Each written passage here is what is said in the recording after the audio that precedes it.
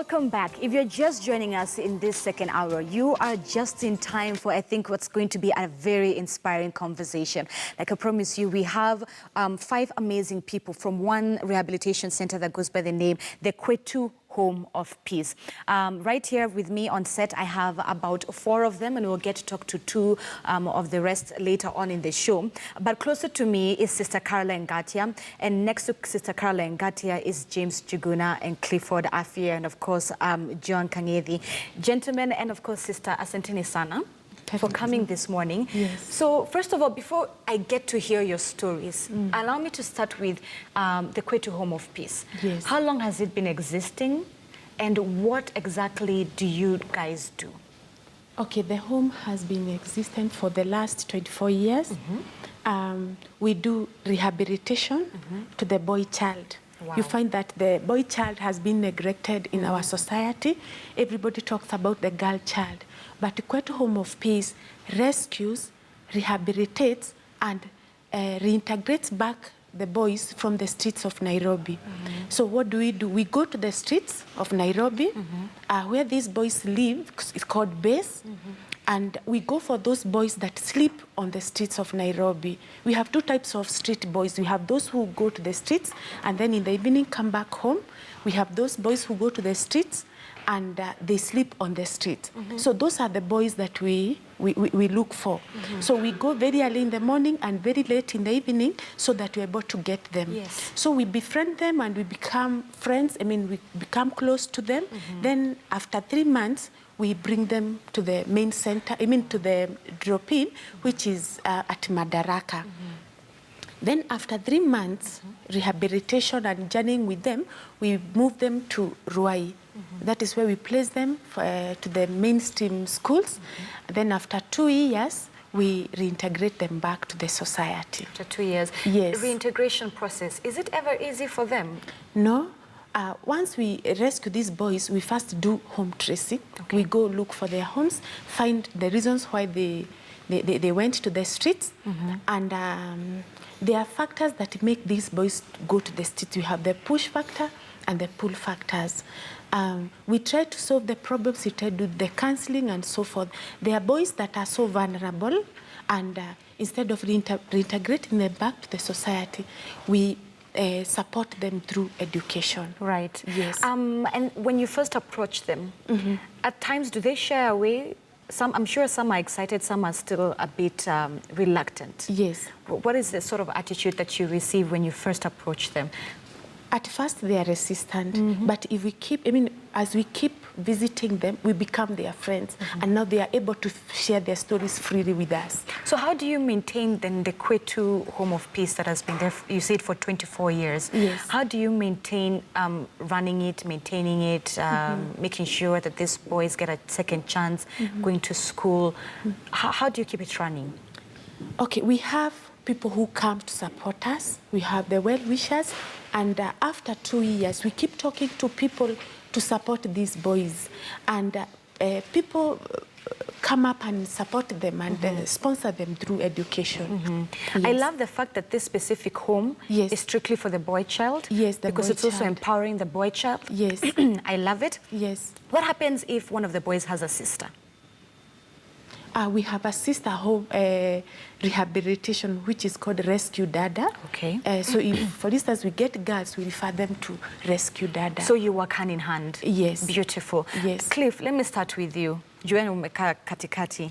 Tell me about your story, vile ulikam na ulipatana na Kwetu Home of Peace.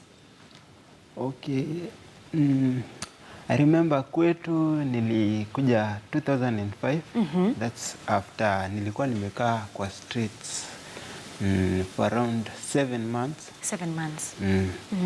Hiyo time nilikuwa, I think, class 4. 4. Yeah. Niliacha shule nikiwa class 4. So nikaenda kwa streets. Nikakaa kwa streets for 7 months. Then mother alikuwa mtu very responsible and caring. Alinifuata sana. Yes, sasa. Sasa my mother. Your mom. Yeah. Akanifuata, akanileta Kwetu. Kwetu nikakaa for the first 3 months. Then tukapelekwa the main center sasa. then tukapelekwa shule. Shule nilipelekwa Madaraka Primary, which is just near the main center. Nikasoma hapo class 4 na 5. Then 2 years zilikuwa zimeisha. Nikakuwa reintegrated back.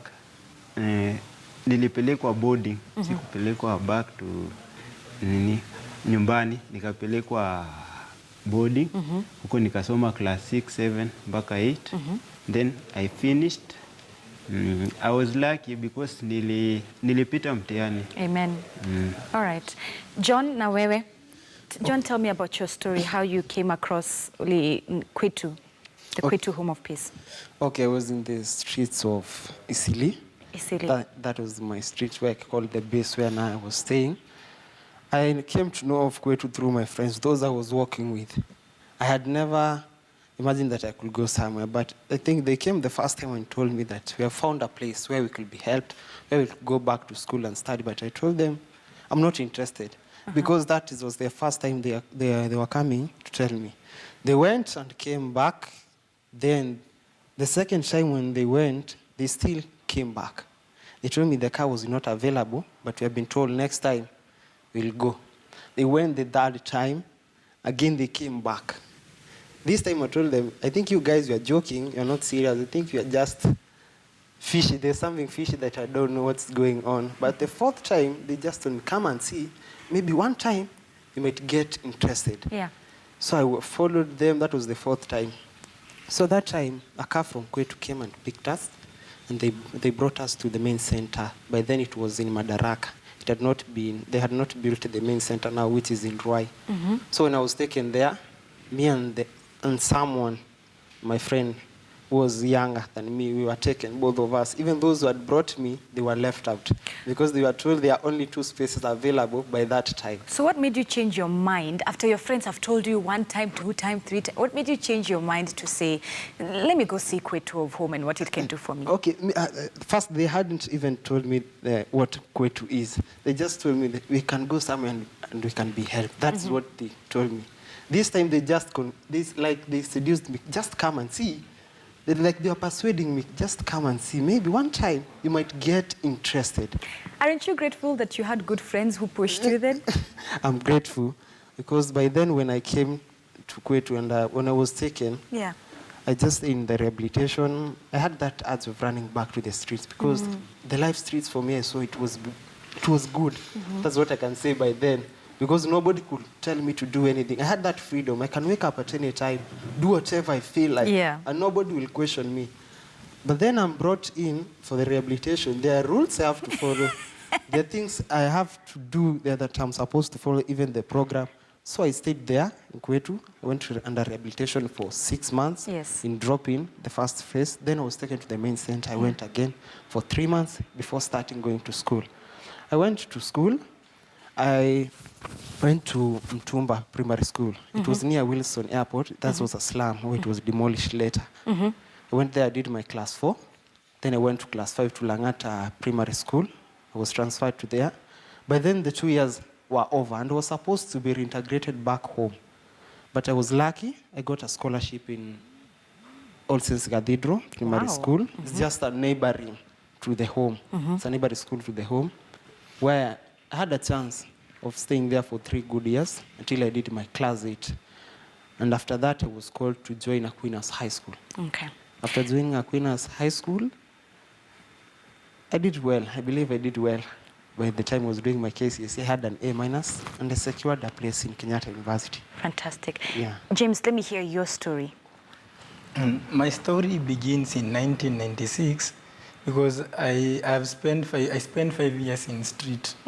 Then for the 5 years that I was in street, I had gone through very many organizations, very many children's home, and I had not settled in any of the organization. But in 2000, I was arrested and taken to juvenile at Kabete, and the Kwetu Home of Peace came and talked to me and asked me if I wish to go back to school. Yes. And my real idea was not to go to Kwetu and stay there. I was only going there and then I ran and go back to street. What made you, you've mentioned that you had gone to a number of children's homes. Yes. What made you stay at Kwetu? And like you said, you didn't even plan to stay there. You were supposed to be there for a short period, then you ran. So what made you stay?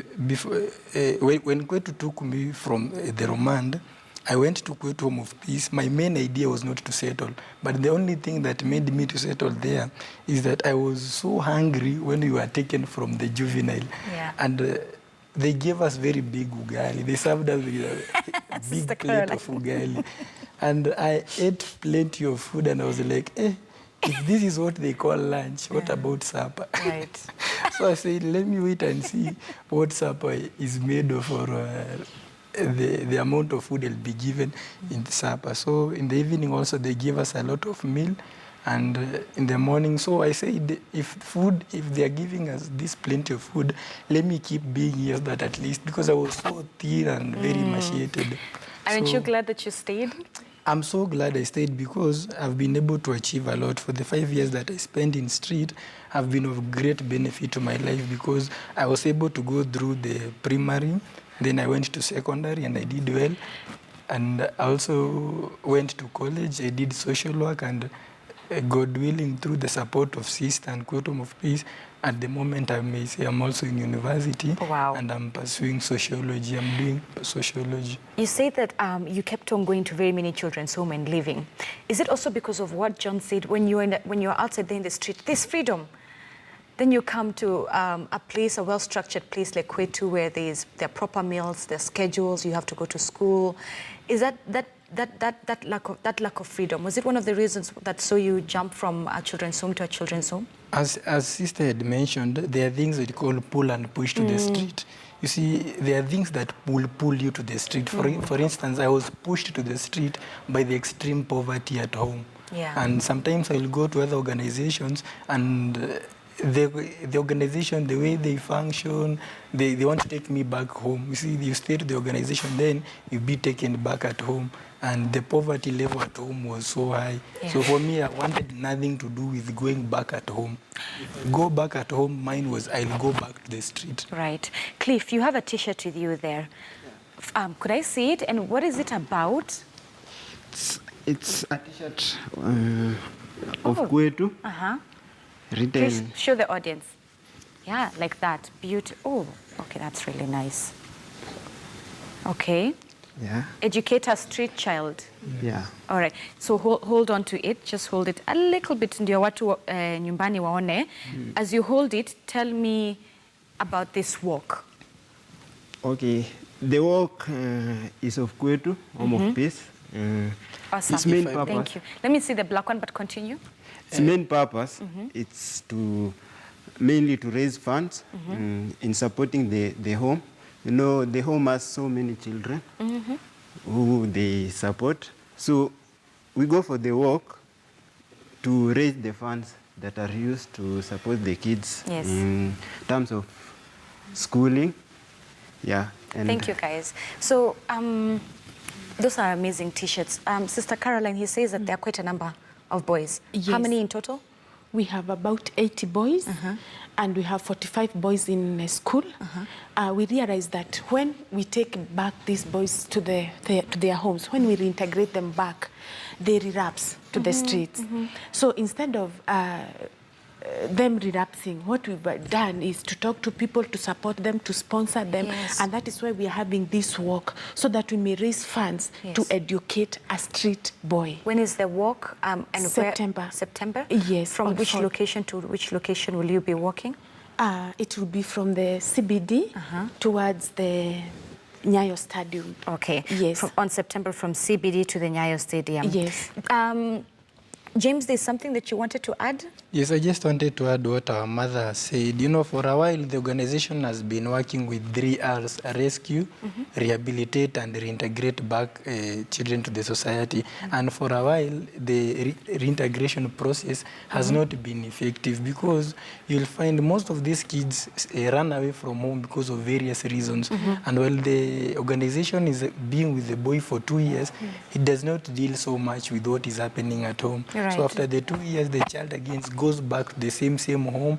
Maybe the mom was drunk, or the mom was unemployed. There was no food, an effective parent. So when we take these kids back at home, when they're taken back at home, again they go back to the street. So it's just a vicious cycle. It's just a cycle: street, Kwetu, home.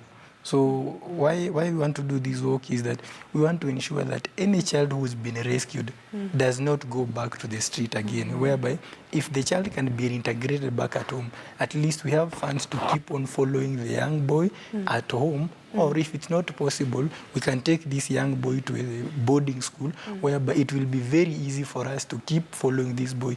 Because if we keep on doing the same thing, sometimes they say insanity, doing the same thing over and over again, expecting different results. Right. So it has been difficult for us. And what we want to do, or what we are urging fellow Kenyans, is that we can join us and also support boy child, the same voice that people have heard about girl child.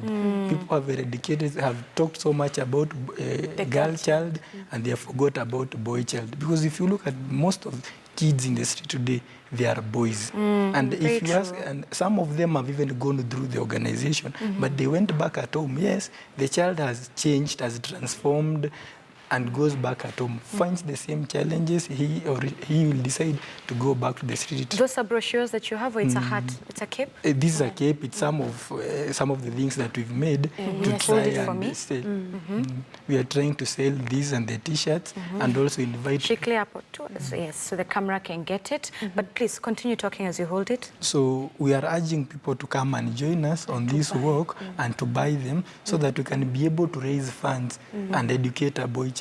Because if you may allow me to say this, most of these crimes that are committed outside here, it's a young boy who grew up to be an elder youth who does not have a job or does not have education. Yes. So if we take charge of this young boy while he's still young, we'll not be having all these criminals in the road who are mugging us or carjacking us. You see, we'll have reduced that if we talk about educating a boy child, because he has been neglected for a while. I love how passionate you are about the boy child and that you're doing this. And it's also very good. The same people who empower the girl child should also give voice to the boy child.